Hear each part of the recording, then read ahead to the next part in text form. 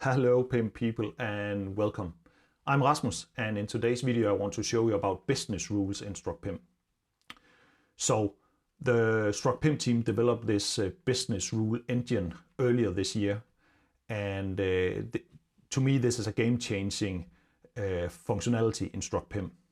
Prior to this, you need to have someone, either a consultancy company or someone internal in your company, to do these, or at least to have these programming skills, so whenever something happened in a attribute or a certain event was triggered in Struct PIM, creating a new product or something like this, then you need to call out via webhooks or API and catch that and do your logic, whatever you want to do, program of logic on top of that, and then do the changes via the API to Struct PIM. But that have changed now since they released this business rules.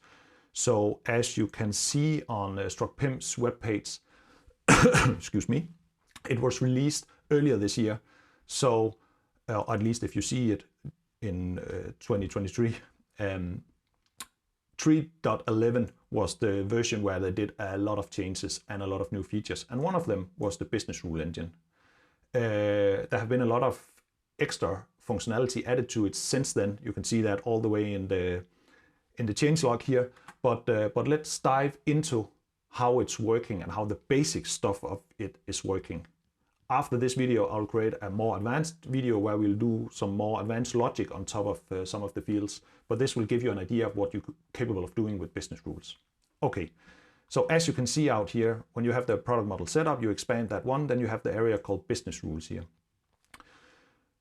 So you should think of what you want to do when you need to build this. So you will see exactly how you go through this rule setup. I'll give it a name.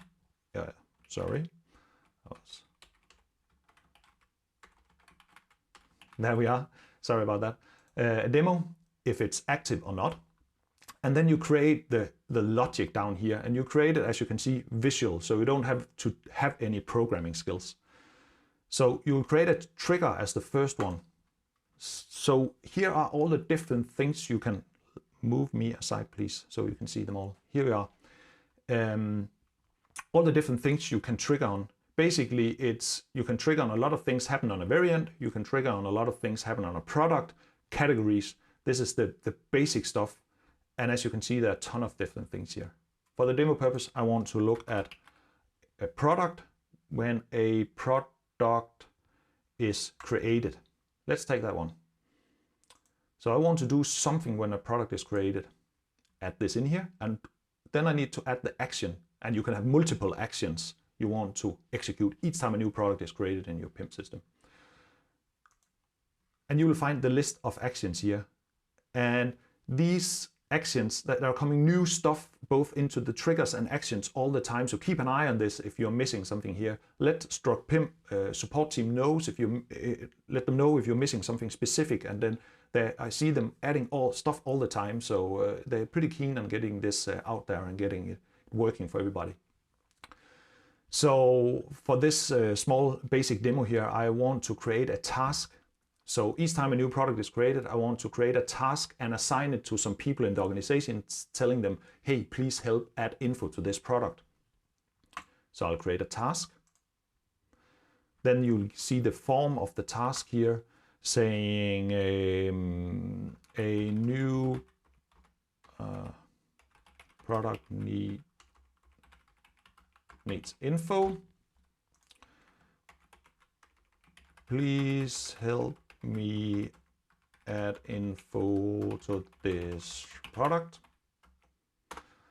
And I can assign, let's say, a few people here, and I also want to assign a group of editors, so all of them get this information. Want to give them a deadline relative to the date the product was created of, let's say, 7 days. So each time a new product is created now, this will execute this one and create a task. Confirm. And as you can see, you can keep adding other things you want to do here. I have a previous video looking at the AI assistant in here. So you could also start these AI assistant translation or generation. So let's say someone changed a product description. Then you want to right away start a AI translation of that for all the other languages, or a new text generation for the product description because some new USP or features was added, something like that. Your mind is your boundary here as well as the previous video I have created. So a lot of things you can do, and you can do multiple things there. They have also added the option, this is a quite nice one, this one, added the option to run this setup or run this trigger manually. So if you want to do some changes to a lot of product, then you can make the correct triggers and actions you want to execute here, and then you can make it run on all your existing products. This is quite nice if you want to do a lot of changes to products depending on a lot of different values. Previously, you had to export all this out to Excel, do your manipulation, and import it again. So again, tons of new ways you can do it. You also have the possibility here in the middle, add conditions. So if I want to add in here that, for example, I only want to do this if a new product with a specific product structure is added. So I want to do it only for wine and for non-food. Perfect. That is now that will go in there. You can, of course, edit these conditions, right? And you can make pretty complex conditions here. I'll just add something. If the internal ID have this one, you can also have this specific value. You can do it with and or conditions. You're probably familiar with these conditions from other places in Struct PIM, but I just want to show you that the team have really moved all you're familiar with into the business rule setup. You can do it another set of rules, so all of it should be fulfilled. So let's just, we'll take the archive status. Yes, should be archived. Go with that one for whatever reason. Confirm. As you can see, it pops it with a new set of rule here, and you can make an or on them and in here. So again, you can do it quite complex if you want to, but I only want this one for the demo purpose. Create this rule. That's done. You'll be able to see the rule here. You can activate, deactivate it. You can edit it, delete it as normal. So let's try to go into the product catalog here. Let's say in here I want to add a new product, non-food product, because this was in my conditions, so this will trigger this business rule to be executed. Whatever product, nice name. Next. Oh yeah, sorry, demo list. Just add this one. Create the product. There we are. The product is created. So now if I go into tasks, you will see a task is assigned to me. That, and saying the things we added, the text we added here, the product itself that was created is added here, so I could go straight to it and start my actions, whatever is done there. I can ask questions, why should I do this? The rest of the assigned people to this one will be able to see these messages, so we can coordinate in between us. And whenever it's done, I can mark this one as, okay, I'm done. So this has nothing to do with the business rule, the task session I just showed you here, but it was just, I think you're getting the point. The business rule can trigger whatever, or you can do manipulation with fields saying if this contain this field or attribute contain this specific value, then fill whatever into the next columns or the next attributes. Tons of way to use it. It's mind-blowing to me what you can do with it. And the clever thing is you limit your amount of programming. All your team members can go in and look what are the different rules. They don't have to go through code to look to see these things.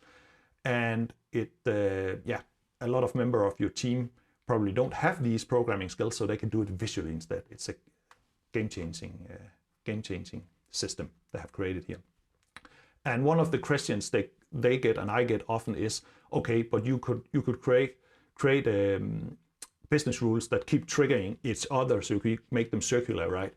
And yes, in fact, that can happen, but Struct PIM have also covered that. So I can't remember the exact number. I don't know if it's 3 or 5 times. So they have something in the backend that keeps an eye on this. So if you end up in a infinite loop there, it will just automatically stop it if it keeps running and running. So 3 or 5 times, I can't remember the number, it will automatically stop. So don't be afraid of this. Just keep adding all the business rules you can imagine in there, and it will make your PIM system be alive and do all sorts of automatically thing without doing any programming. Yeah, and as you can hear, I really love the business rules. So I hope you can see the benefit of this and will gain the benefit of it. Reach out if you have any questions related to this. And keep watching some of the other videos. I will make a more advanced one where we will try to do some calculation with the business rules. So go and watch that if you think that could be interesting. Except from that, I hope you enjoyed the content. You know the game. If you like it, throw a like or subscribe at me. That will help a lot. If not, no biggie at all. I just hope you will have a great day, and thank you for watching. Bye.